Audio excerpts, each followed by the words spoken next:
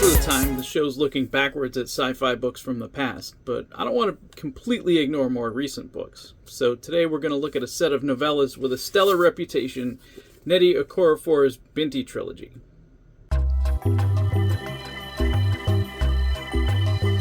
The first thing that I noticed about this story was related to craft. I don't know if I've ever seen an introductory chapter, even just the first few paragraphs, that so perfectly, effortlessly, without info dumps or anything, just describes so much of the character and the setting.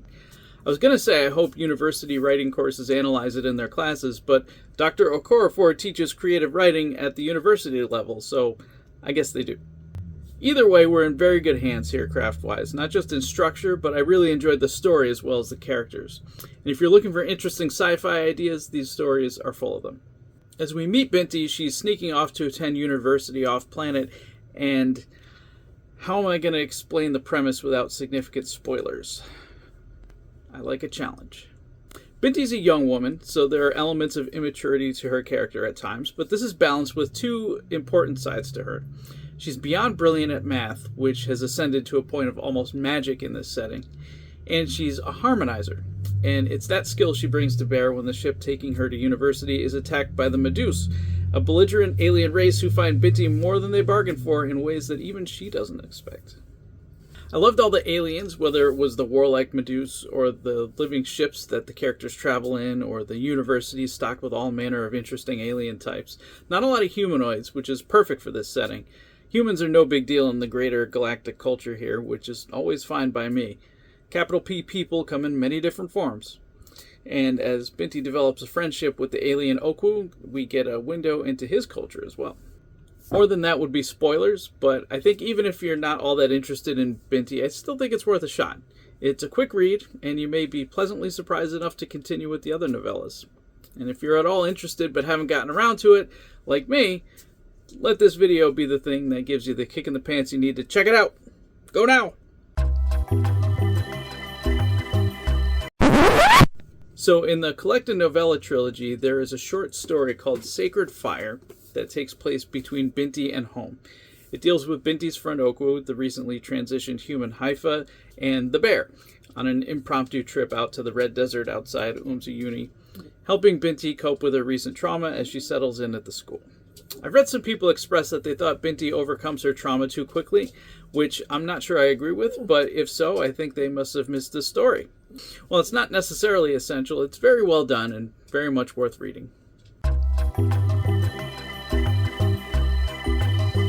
Home follows up where Binti and Sacred Fire left off, with Binti forever changed by her experience with both the Meduse and her time at Uni. Ever the harmonizer, she decides to visit home and finds much more than she bargains for in the process. More about herself and her people and her abilities. While there's certainly a lot of conflict in the story, it reminded me of what Ursula Le Guin said about change, not conflict, being the engine of storytelling. Though conflict is never far away from Binti, if only because she strives forward in the face of others who would rather she remain static. Of course, it doesn't help that she's brought her alien friend Oku with her, and that proves to be politically difficult on the family, on the village, and even on the planetary level. I love getting to know more about Binti's family and the Himba culture in her village. If there's one thing that's universal, it's family politics. Throughout all the stories, we get a window into a futuristic version of Himba culture, whether it's the traditional use of ojize, a soil mixture they apply to their skin and hair, to their use of astrolabes. I haven't mentioned the astrolabes yet. Binti's father is a master craftsman of astrolabes, and Binti, being especially good at the mathematical skill used to make them, is great at constructing them too. But these astrolabes, unlike the ancient wayfaring tool, are more equivalent in utility to mobile phones, if mobile phones were more bespoke. The details are delightfully vague. So many science fiction authors would be giddy to stop the story entirely to give us a brief info dump on the manufacture and use of these devices, but Okorafor wisely is more interested in telling the actual story. Toward the end of the book, Binti meets the desert people and discovers her destiny.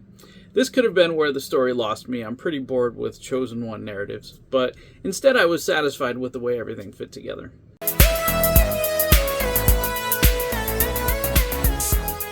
If you're enjoying this video, why not buy my book? Flight of the Pangolin is the story of an intrepid group of heroes who decide to exit the solar system over the objections of an isolationist faction. It There's actually a lot more going on than that. There's space pirates, a giant spider for no reason, all kinds of other things.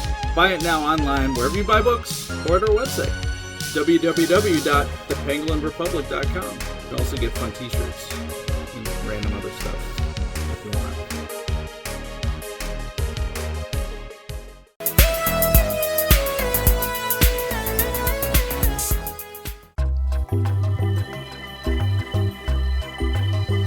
The Night Masquerade is a vision seen only by men of the Himba tribe.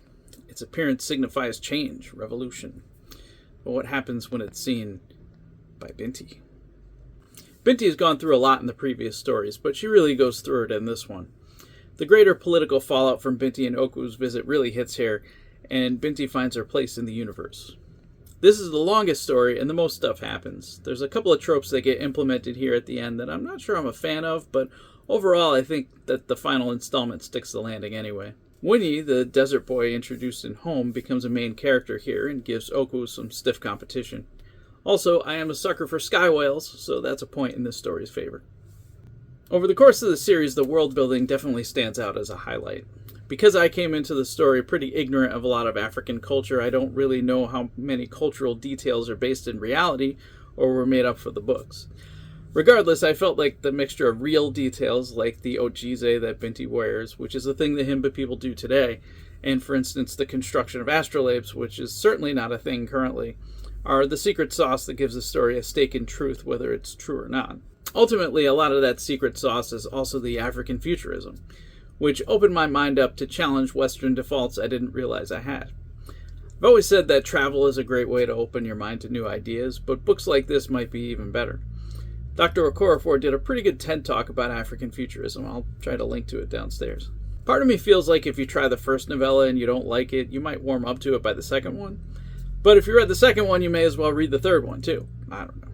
Some vocal readers complained about these stories being light on theme, too heavy on world building, stuff like that, but I didn't feel like any of that was true for me.